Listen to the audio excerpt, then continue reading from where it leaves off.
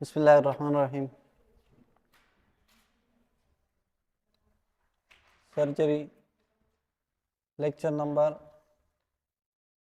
38। ठीक है। Yesterday we discuss about Brisbane classification कि किस तरह हम लीवर की रिसेक्शन करेंगे। वो ब्रिस्बेन क्लासिफिकेशन थ्रू हम लीवर की रिसेक्शन करेंगे। अगर ट्यूमर एक सेगमेंट तक महदूद है तो फिर हम उसकी रिसेक्शन करेंगे। ज़्यादातर जो बेनाइन ट्यूमर है वो एसिम्प्टोमेटिक होते हैं तो वो हम वैसे छोड़ देते हैं। अगर हेपेटिक एडिनोमा है तो फिर उसके लिए रिसेक्शन करते हैं। उसकी अगर साइज बढ़ता है तो वो मैलिग्नेंट कैंसर में कन्वर्ट हो सकता है। अब हम लीवर की कैंसर के बारे में पढ़ेंगे। Tumour of the liver.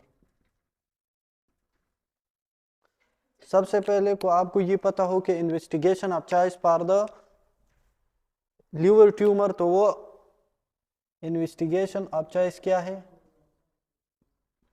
Investigation of choice. तो इसके लिए ट्रिपल पेज सीटी स्कैन है। Triple phase CT scan is nothing but it is contrast enhanced CT scan. CT scan. How do we know about that the cancer is benign or malignant? So for that we use Leyard system. Leyard system.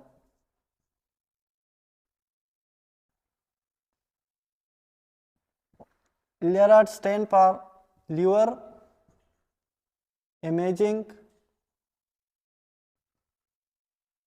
reporting and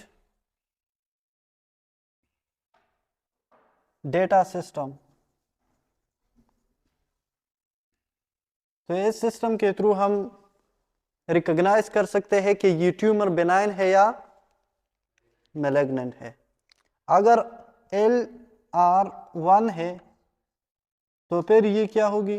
LR1 100% benign tumour, 100% benign tumour होगी। अगर LR2 है तो फिर probably benign tumour.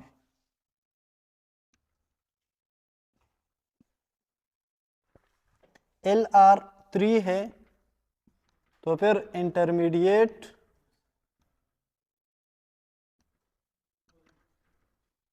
Probability for HCC hepatocellular carcinoma. अच्छा, ये LR2 है। LR1 है तो 100% बेनाइन ट्यूमर है। फिर अगर LR2 है तो probability that the tumour will be benign.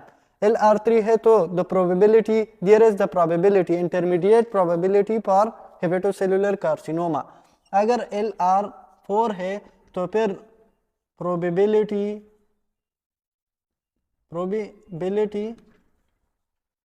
of HCC, hepatocellular carcinoma. Hepatocellular carcinoma is the malignant cancer.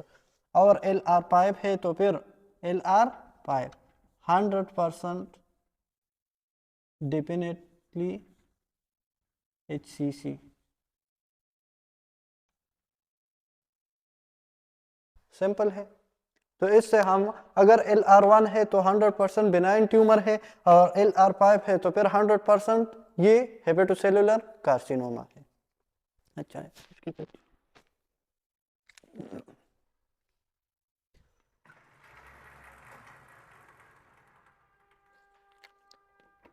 Most common benign tumour of the liver. अगर एमसीक्यूज इस तरह हो, most common benign tumour of the liver, तो इसमें होगी haemangioma. Haemangioma, haemangioma of the liver, haemangioma. ठीक है। Second most common benign tumour, second most common benign tumor of the liver। तो वो हमारे पास कौन सी है? FNH, follicular nodular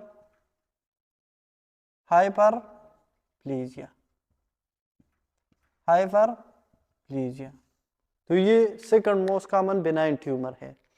most common malignant cancer कौन सी है? कौन सी? Most common malignant cancer of the liver. ये वो कैंसर है जो बाकी जगहों से स्प्रेड हो जाए और लिवर में आ जाए, तो इसका नाम क्या है? मेटास्टेसिस। मेटास्टेसिस। अगर कैंसर एक जगह से दूसरी जगह चला जाए तो इसको मेटास्टेसिस कहते हैं। तो मेटास्टेसिस। अच्छा, मोस्ट कॉमन ये मेटास्टेसिस है। और अगर इस तरह हो कि most common primary malignant cancer, तो फिर हेपेटोसेलुलर कार्सिनोमा है। प्राइमरी का मतलब है कि लिवर से खुद निकले, और मेटास्टेसिस जो बाकी जगहों पे है और लिवर में आ जाए। क्या स्पेसिफिक इसके ये नाम है? मेटास्टेसिस। इस तरह मेटास्टेसिस। अच्छा, दूसरा most common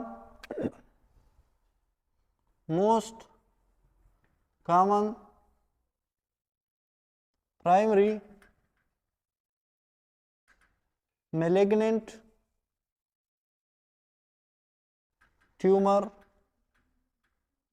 of the liver, तो वो कौन सी है? Hepatocellular carcinoma.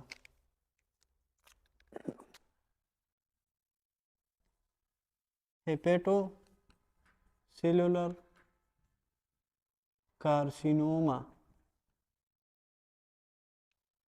अच्छा, most common primary malignant tumour of the liver in children, तो फिर हेपेटोब्लास्टोमा।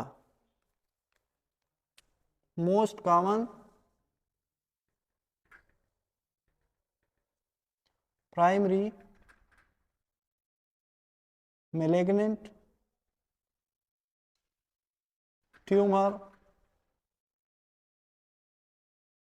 इन चिल्ड्रन, तो वो है हेपेटोब्लास्टोमा। हेपेटोब्लास्टोमा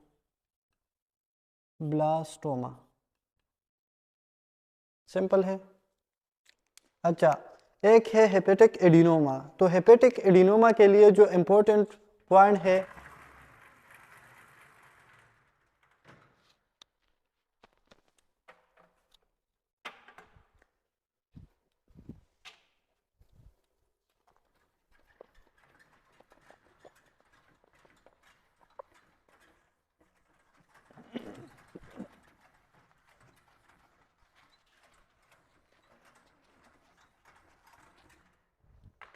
हेपेटिक एडिनोमा, हेपेटिक एडिनोमा ये बेनाइन ट्यूमर है या कैंसरस? ओमा एंड में है तो बेनाइन, ठीक है। और वो एक्सेप्शन हमने पढ़े थे कि जो थे कि MSc और TL, वो सिर्फ इसके एंड में ओमा है, लेकिन फिर भी वो मैलिग्नेंट है। बाकी एंड में ओमा हो तो वो बेनाइन ट्यूमर होगी। इसमें याद रखें, जो ज़्यादातर ओरल कंट्रासेप्टिव पिल लेते हैं तो उसकी वजह से increase risk of hepatic adenoma. तो इसमें ये लिख ले,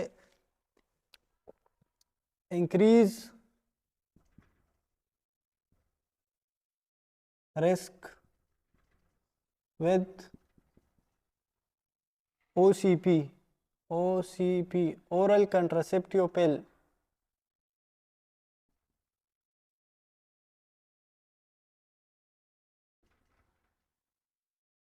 intake तो इसकी ओरल कंट्रासेप्टिव पिल की वजह से इस हेपेटिक एडिनोमा की चांसेस ज़्यादा है। अब इसकी ये मैलिग्नेंट बिनाइन ट्यूमर है। Most of the tumour benign tumour are asymptomatic but hepatic adenoma are symptomatic. और अगर इसकी साइज 2 सेंटीमीटर से कम है, 2 सेंटीमीटर से साइज कम है, तो फिर इसको हम पेशेंट को बताएंगे स्टॉप ओसीपी, स्टॉप ओसी ओरल कंट्रासेप्टिव पिल। दूसरा मॉनिटरिंग, मॉनिटरिंग मतलब अगर उसकी साइज इंक्रीज होता है तो फिर इसकी रिसेक्शन करेंगे। ये अगर इसकी साइज 2 सेंटीमीटर से ज़्यादा है तो फिर इसकी क्या करेंगे, रिसेक्शन, रिसेक्शन इसकी करेंगे। और liver has the ability to regenerate. अगर 2 सेंटीमीटर से कम है तो स्टॉप ओसीपी, अगर 2 सेंटीमीटर से ज़्यादा है तो फिर रिसेक्शन करेंगे, इसलिए कि ये hepatic adenoma can be converted into malignant cancer because it can be converted into malignant cancer.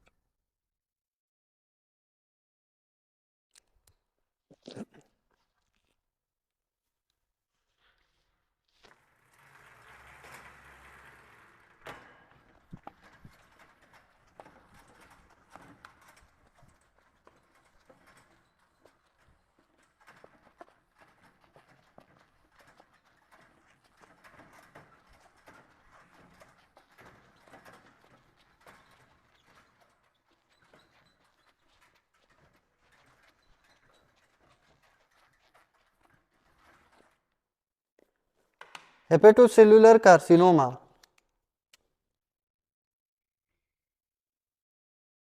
Hepatocellular carcinoma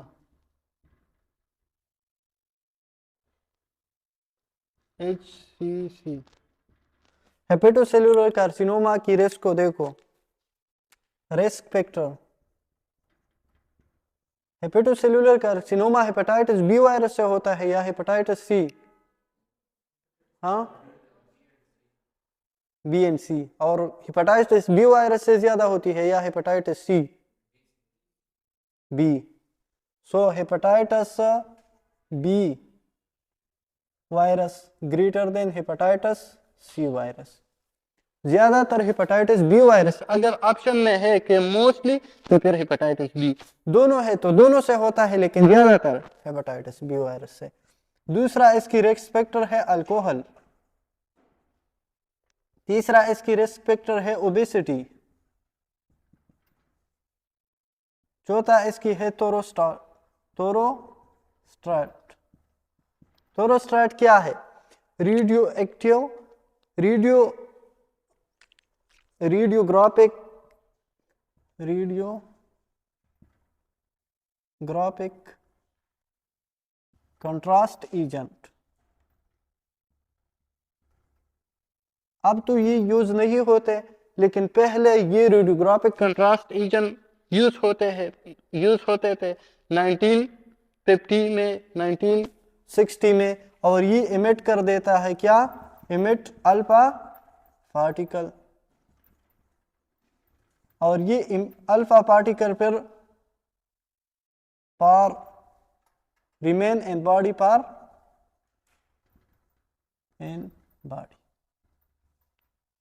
for life time.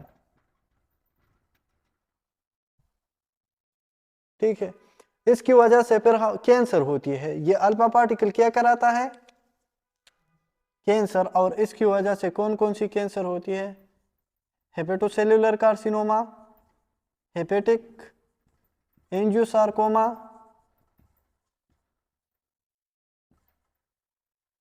और इसकी वजह से होती है कोलेंजियोकार्सिनोमा। अब फिफ्थ नंबर जो है, एक बैक्टीरिया पंजाई है, वो भी हेपेटोसेल्युलर कार्सिनोमा कराता है। और उस बैक्टीरिया का नाम क्या है? और या जो वो टॉक्सिन रिलीज करते हैं तो उसका नाम क्या है?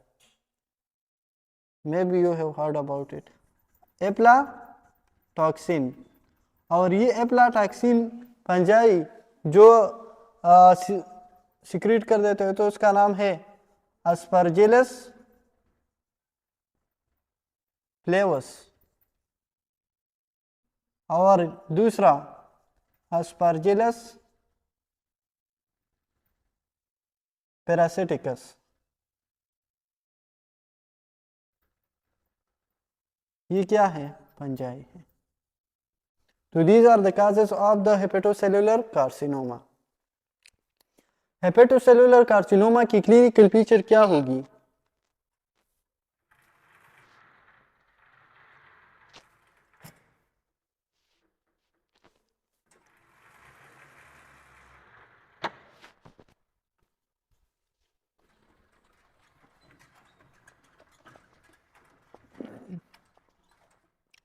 मोस्ट ऑफ द टाइम अगर इस तरह ट्यूमर है या लंप है उसमें अगर पेनलेस है और हार्ड है तो वो क्या होगी? कैंसर।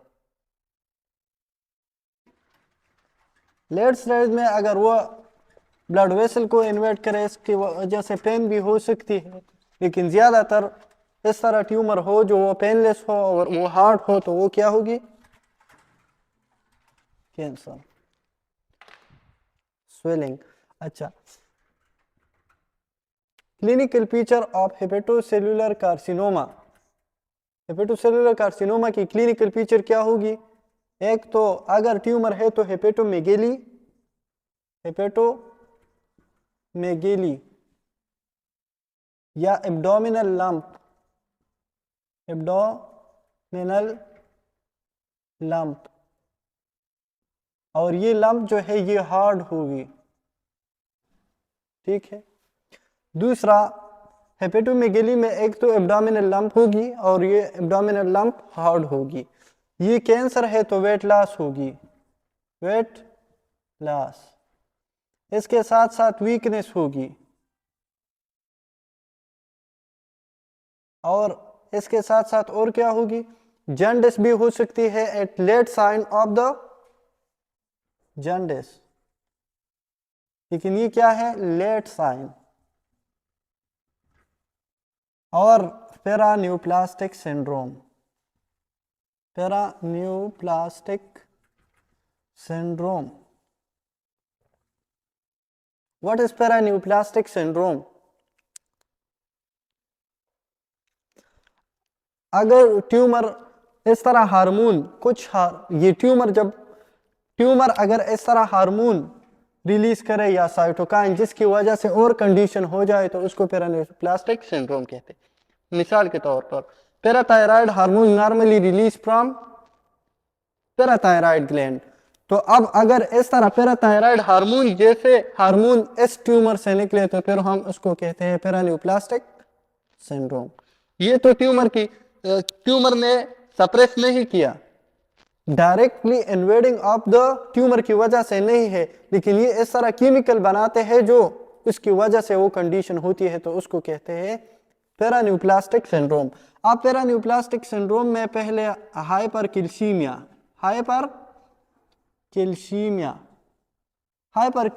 क्यों होगी?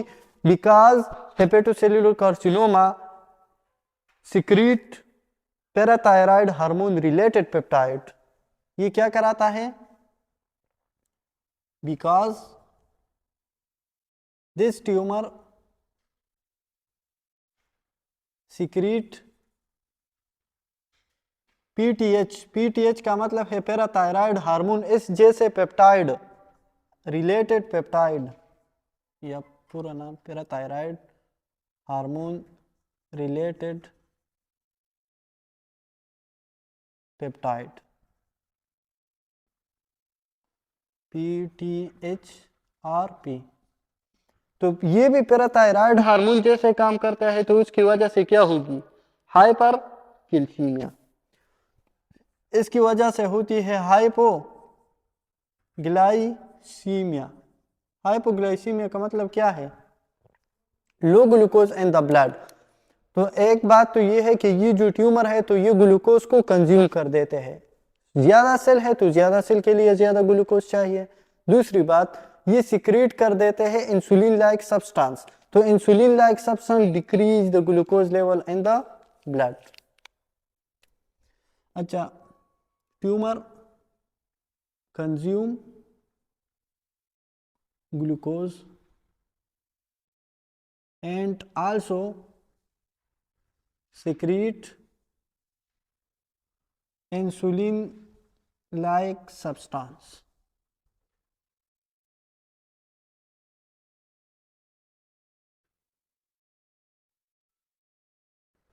सिंपल है। तीसरा, हेपेटोसेलुलर कार्सिनोमा में होती है इंक्रीज प्रोडक्शन ऑफ आरबीसी और इसको कहते हैं एरिथ्रोसाइटोसिस। एरिथ्रोसाइटोसिस एरिथ्रोसाइटोसिस एरिथ्रोसाइटोसिस का मतलब है कि इंक्रीज आरबीसी प्रोडक्शन।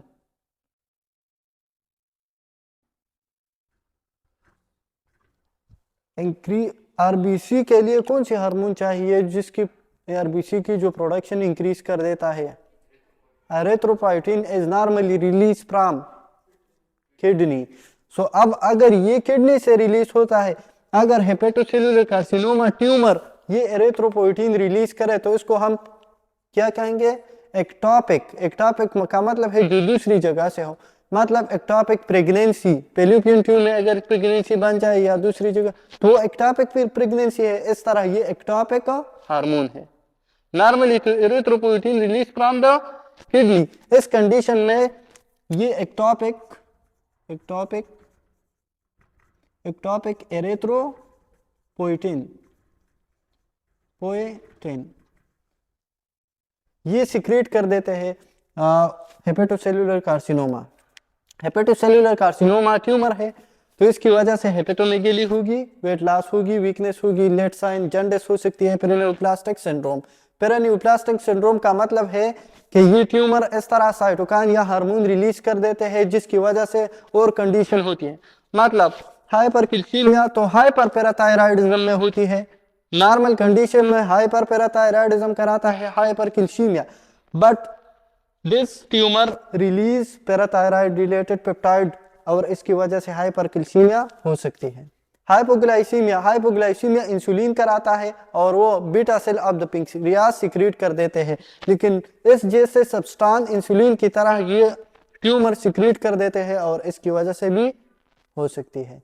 अच्छा, इसकी वजह से एरिथ्रोसाइटोसिस इंक्रीज आरबीसी प्रोडक्शन और इसको कहते हैं एक्टोपिक एरिथ्रोपोइटिन।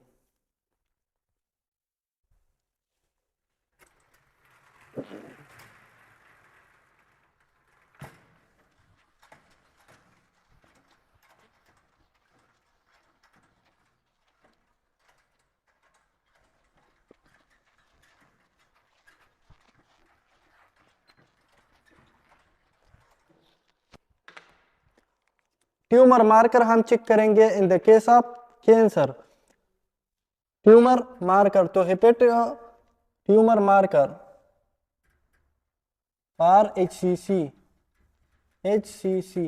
हेपेटोसेलुलर कार्सिनोमा में कौन सी मार्कर होगी? Alpha P2 protein, alpha P2 protein, but this is not specific.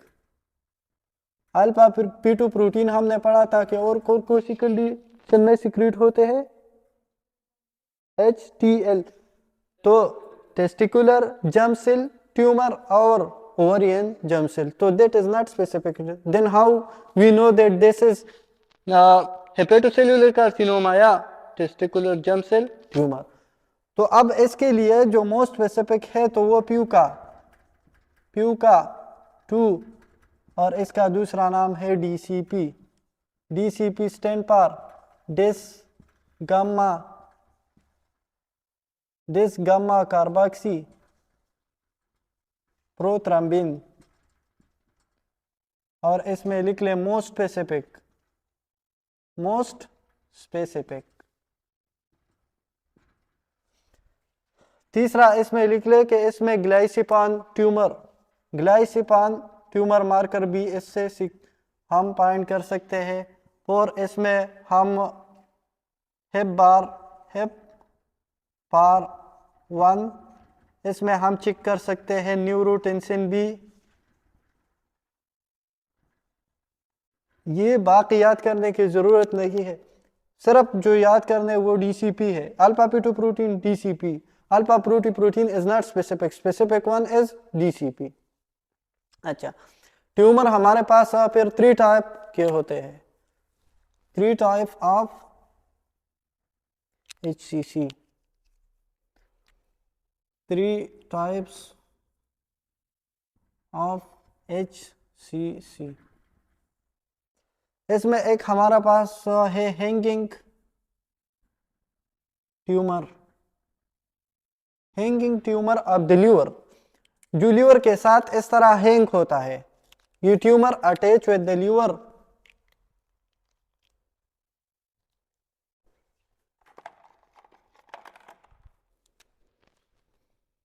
Attach with liver from small vascular pedicle. ये ट्यूमर के साथ इस तरह हैंग करता है। ये ट्यूमर, ये जो लीवर है तो लीवर के साथ ये हैंग कर देता है। मतलब ये क्या है, लीवर है तो ये इस तरह इसके साथ हैंग होती है। अब इसकी रिसेक्शन करना आसान है और उसकी प्रोग्नोसिस भी अच्छे हैं। तो कैन बी रिसेक्टेड इजीली,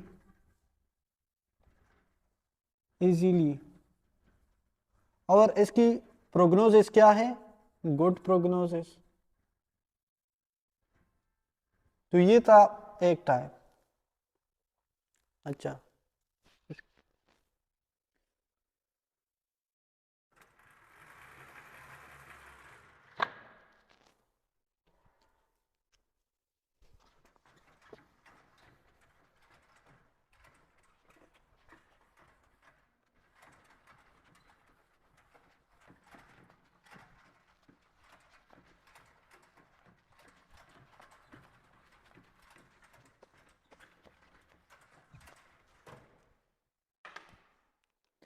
दूसरा है वो pushing tumour, pushing tumour, pushing tumor, this tumor push the surrounding tissue into fibrous capsule। तो इसकी रिसेक्शन करना भी आसान है, एक जगह पे ये लोकलाइज होते हैं।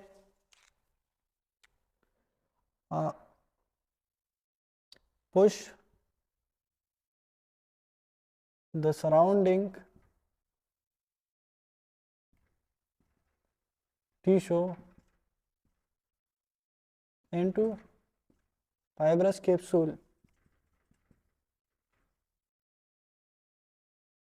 तो फिर अगर एक जगह पे ये टिश्यू को पुश कर दे और ये ट्यूमर है तो ट्यूमर हम इजीली रिसेक्ट कर सकते हैं, कैन बी रिसेक्टेड।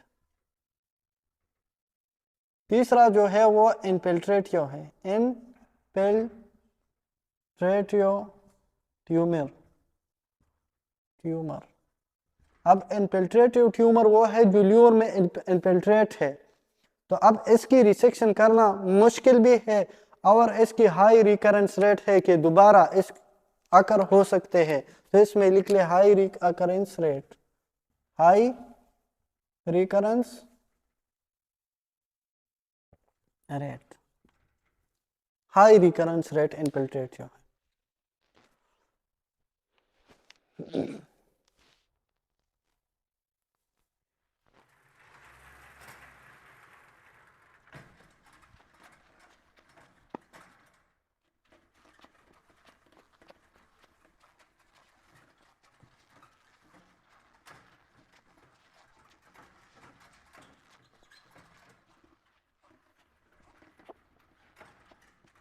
इसमें जो इम्पोर्टेंट है तो वो चाइल्ड पुक स्कोरिंग है। चाइल्ड पुक स्कोरिंग से हमें पता चलता है कि how sick the liver is, कि लीवर कितना, वो इसमें डिजीज कितना है, लीवर डिजीज है या एक्टिव। तो चाइल्ड बुक स्कोरिंग। ये ग्रेडिंग सिस्टम है जिसमें हम स्कोर देते हैं। ये क्या है? Grading. How sick the liver is, कि लीवर हेल्दी है या सिक है। अब इसमें हम 5 चीजें, इसके लिए 5 पैरामीटर है, 5 चीजें हम इसमें डिस्कस कर देते हैं। एक फर्स्ट वन जो है वो बिलीरुबिन है। बिलीरुबिन, बिलीरुबिन की लेवल ज्यादा हो तो फिर इसका मतलब है कि लीवर खराब है। ये अगर कम है तो फिर लीवर बिलीरुबिन को कंजुगेट कर सकता है और बाइल में इसकी सिक्रीशन होगी। अगर 2 मिलीग्राम पर डीएल से कम है तो फिर इनके लिए हम 1 पॉइंट देते हैं, मतलब ये गुड है। अगर 2 से 3 तक है तो फिर इनके लिए हम 2 पॉइंट देते हैं। अगर 3 से ज़्यादा है तो फिर mg फॉर dl, तो फिर इनके लिए हम कितने पॉइंट देते हैं? 3। मतलब जितने बिलीरुबिन ज़्यादा हो तो लीवर इतना ज़्यादा खराब होगी और इसके लिए हम 3 पॉइंट देंगे। अच्छा, दूसरा अल्बुमिन। अल्बुमिन, अल्बुमिन की लेवल ज़्यादा हो तो लीवर ठीक होगी या ख़राब? ठीक। तो अल्बुमिन प्रोटीन है, ये बनाता है लीवर को और इसका काम क्या है? अनकोटिक प्रेशर को मेंटेन करना। ये ब्लड्स की जो फ्लूइड है ये वह वेसल से बाहर लीक नहीं होती बिकॉज ऑफ अल्बुमिन प्रोटीन। बाकी प्लाज्मा प्रोटीन भी है लेकिन अल्बुमिन भी इसमें काम कर देता है और उसकी वजह से इडीमा नहीं होती। अब अल्बुमिन की वैल्यू अगर इसकी वैल्यू 3.5 से ज्यादा है ग्राम पर डीएल तो इनके लिए हम फिर 1 पॉइंट देते हैं, मतलब लीवर हेल्दी है। अगर 2.8 से लेकर 3.5 ग्राम पर डीएल है तो फिर इनको 2 पॉइंट देते हैं। अगर इसकी वैल्यू 2.8 से कम है ग्राम पर डीएल तो फिर इनके लिए हम 3 पॉइंट देते हैं। सिंपल है। तीसरा, हम यूक्रेटिक फैक्टर कौन बनाता है? लीवर। तो प्रोथ्रम्बिन टाइम हम चेक करेंगे। प्रोथ्रम्बिन टाइम, जितना क्लॉटिंग फैक्टर ज्यादा हो तो प्रोथ्रम्बिन टाइम कम होगी, मतलब आसानी के साथ जल्दी वो कोगुलेशन होगी। तो हम क्या चेक करेंगे? 3 INR। INR का मतलब है इंटरनेशनल नॉर्मल रेशो, और या हम प्रोथ्रम्बिन टाइम। प्रोथ्रम्बिन टाइम अगर इसकी वैल्यू 1.7 से कम है, जितना प्रोथ्रम्बिन टाइम कम हो तो इसका मतलब है कोगुलेशन फैक्टर ज्यादा है तो लीवर हेल्दी है। तो 1.7 से इसकी वैल्यू जब कम हो तो ये हम 1 पॉइंट देते हैं। अगर 1.7 से कम है, अगर 1.7 से 2.3 तक है तो फिर इसके लिए हम 2 पॉइंट देते हैं। इसकी वैल्यू आप चेक कर दें कि ये ठीक है। और 2.3 से ज़्यादा है तो फिर इनके लिए हम 3 पॉइंट देते हैं। अच्छा, 4th नंबर जो है तो इसके लिए हम चेक कर देते हैं एसाइटस।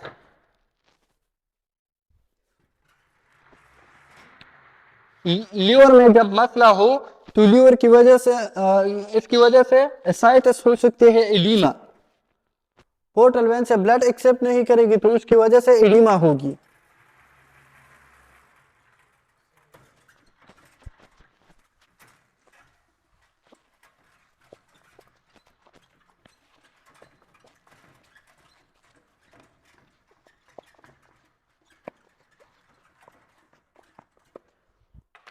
एसाइटस 4th नंबर हम एसाइटस अगर एसाइटस नहीं है तो फिर हम 1 स्कोर देते हैं। अगर मॉडरेट है, मॉडरेट का मतलब है can be control with medicine, control with medicine, तो फिर इनके लिए हम 2 पॉइंट देते हैं। और सवियर है, सवियर, तो फिर इनके लिए हम 3 पॉइंट देते हैं। फोर्थ नंबर जो है तो हेपेटो एनसेफेलोपैथी।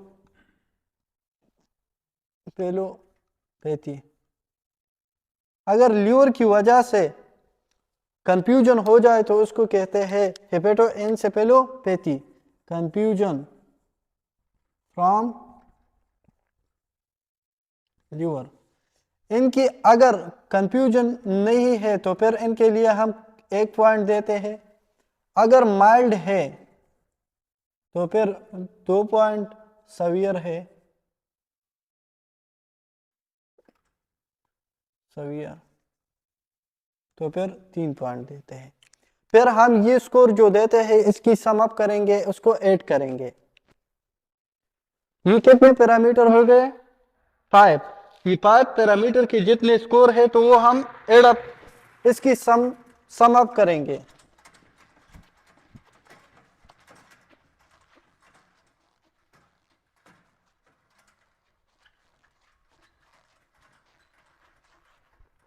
फिर हम क्या करेंगे? add all the point from add all the points from 5 parameters। अगर इसकी सम 5 to 6 है, 5 to 6, तो इसका मतलब है कि लीवर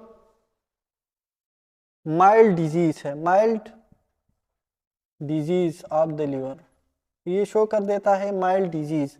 और ये क्लास ए है, क्लास ए, और इसकी वैल्यू 5 to 6 है।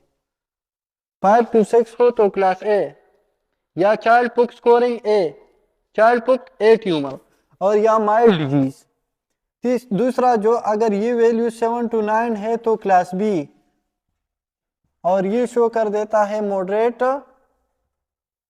डिजीज।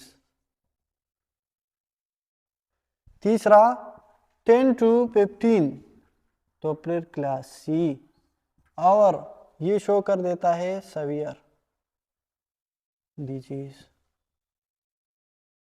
अब इसकी जरूरत क्या है? अगर हम लीवर की ट्रांसप्लांट करते हैं तो तब करेंगे जब चाइल्ड पुक स्कोरिंग क्लास बी हो या क्लास सी हो।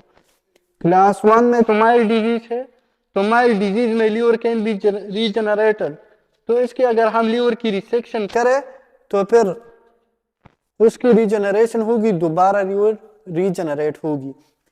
तो चाइल्ड पुक स्कोरिंग से हम फाइंड कर सकते हैं कि इस कंडीशन में हमने लीवर को ट्रांसप्लांट करना है या लीवर की रिसेक्शन करनी है। और लीवर की रिसेक्शन हम कौन सी फार्मूले के थ्रू करते हैं? ब्रिस्बेन क्लासिफिकेशन, ये नाम तो याद रखे। अच्छा, तो ये चाइल्ड पुक स्कोरिंग है। अब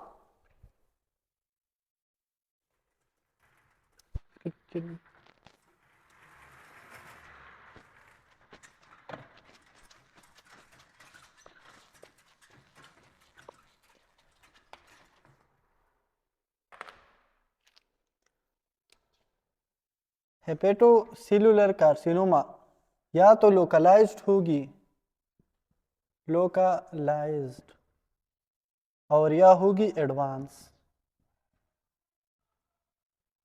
अगर लोकलाइज्ड है, लोकलाइज्ड फिर हमारे पास 2 टाइप की है, पुक, चाइल्ड पुक ए ट्यूमर, या चाइल्ड पुक ट्यूमर ए और चाइल्ड पुक ट्यूमर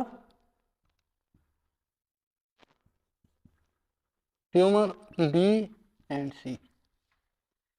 अब चाइल्ड पुक ट्यूमर ए ये डेंजरस है, ये माइल्ड डिजीज है, तो इसमें हम रिसेक्शन कर सकते हैं। इसमें जो FLR है, फंक्शनल लीवर रिजर्व, ये फंक्शनल लीवर रिजर्व मतलब ये लीवर है, तो ये बाकी पार्ट इसकी फंक्शन करता है सिर्फ इस जगह में ट्यूमर है। अगर हम ये रिसेक्ट कर दे तो फिर ये दोबारा रीजनरेट होगी। तो फंक्शनल लीवर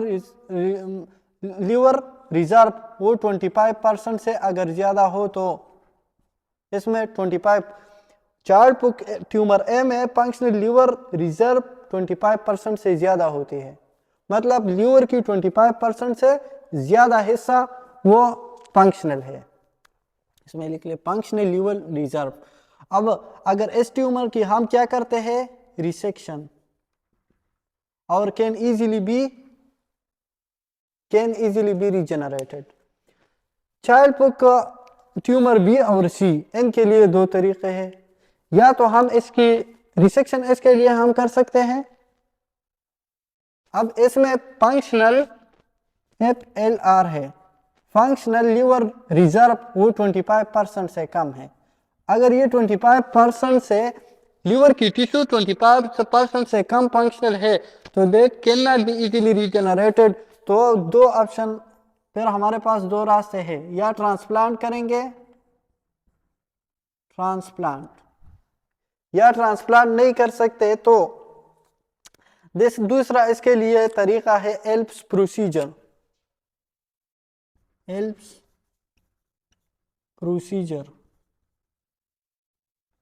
अब अच्छा, एल्प्स प्रोसीजर इस तरह है, ट्रांसप्लांट को हम लीवर को चेंज करेंगे।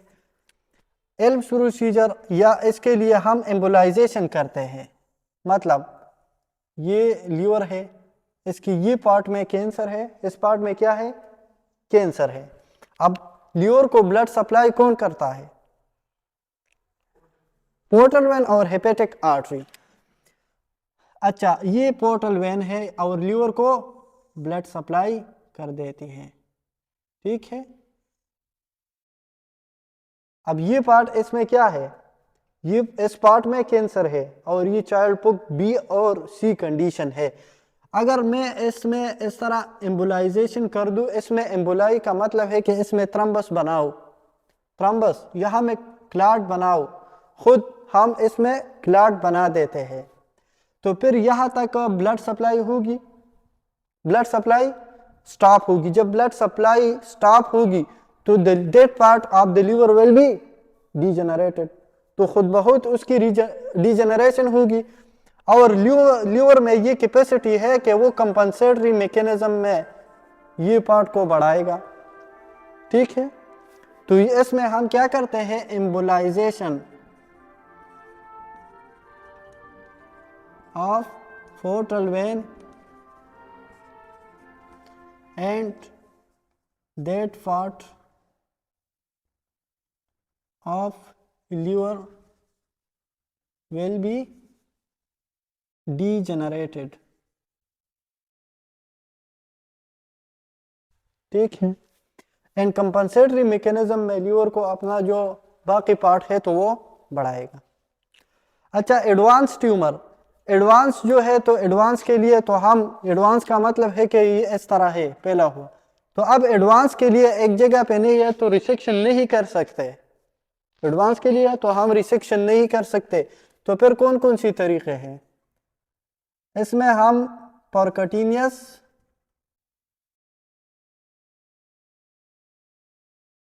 इथेनॉल या एसेटिक एसिड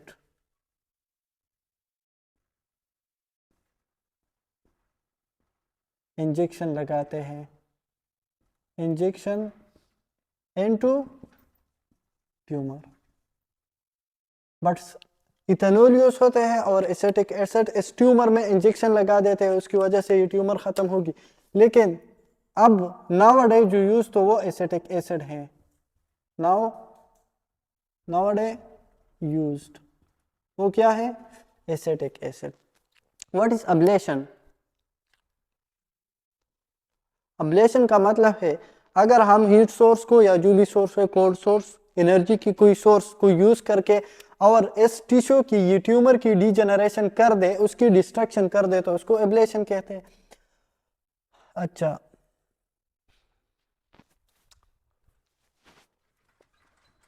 इसके लिए हम करते हैं या तो रेडियो वेव एब्लेशन, दूसरा हम इसके लिए कर सकते हैं रेडियो वेव एब्लेशन। एब्लेशन का मतलब है destruction of the tumour, destruction of the tissue, abnormal tissue. ठीक है, तो इसमें रेडियो वेव हम यूज करते हैं, दूसरा हम माइक्रोवेव। अगर माइक्रोवेव हम यूज करें और इसकी वजह से ये ट्यूमर की जो टिश्यूज है एब्नॉर्मल ग्रोथ है वो डिस्ट्रॉय करे तो वो microwave ablation. The most popular one is microwave ablation. Most popular कौन सी है? Microwave ablation. अच्छा,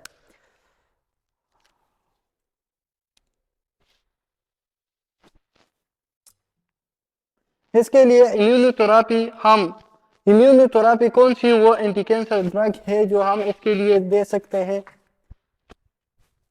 इम्यूनोथेरापी।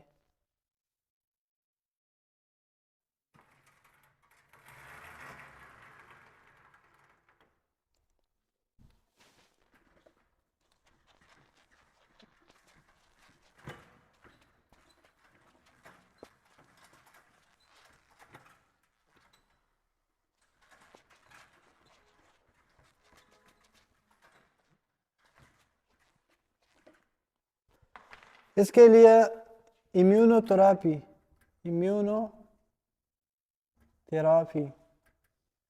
जो हम एंटीबॉडीज देते हैं, मोनोक्लोनल एंटीबॉडीज, तो वो हेपेटोसेलुलर कार्सिनोमा के लिए सोरापिनेब,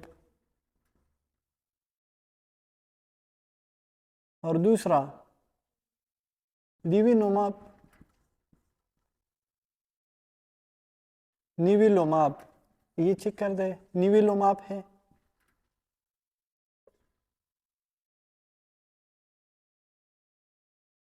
निविलोमाब, निविलोमाब है, अब ये चेक कर दे कि HCC के लिए हम ये यूज। और इसके लिए अगर हेपेटोसेलुलर कार्सिनोमा स्प्रेड होता है तो कौन सी ऑर्गन में ज्यादातर रिस्क है? Most common organ for HCC metastasis nivolumab है। ये निविलोमाब आप चेक कर दे, HCC इम्यूनोथेरापी पर HCC दे दे। Most common organ for HCC metastasis is lung.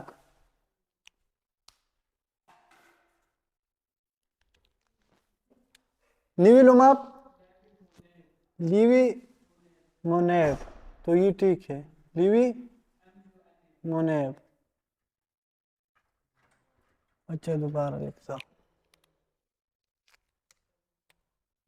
लिविमोनेब।